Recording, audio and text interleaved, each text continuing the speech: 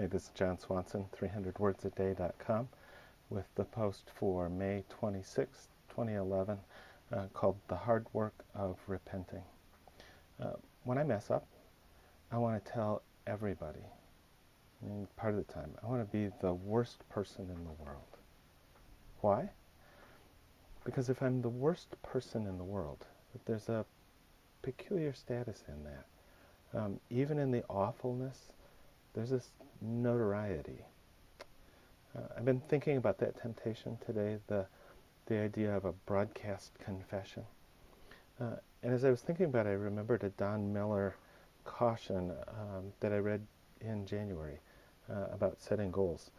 He quoted Derek Sievers, who said, "People who talk about their intentions are less likely to make them happen. Announcing your plans to others satisfies your self-identity just enough that you're less motivated to do the hard work needed." For goal setting, this means often that the buzz that we get from telling somebody that we're going to accomplish something means that we never get around to doing it. The hard work isn't needed because we already got the affirmation for how cool our goal was.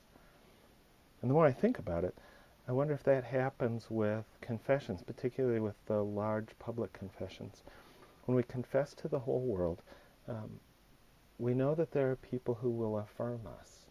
People who say, everyone does that, or everyone fails. It feels, if not good, then at least affirming. However, when we talk specifically and only to God, or to a spouse, or to a friend, or to a colleague, specifically and only confess to the person that we sinned against, we're not going to get that same kind of affirmation that is so easy to give. We may get forgiveness, but we know that we're going to have to rebuild trust. We're going to have to rebuild relationship, and that's the really hard part. That's the hard work. That rebuilding process, it's called repentance. Repentance is turning around. It's going the other way. It means going toward instead of going away from. It's the 1,000 steps back. If confession is a quick release of pressure,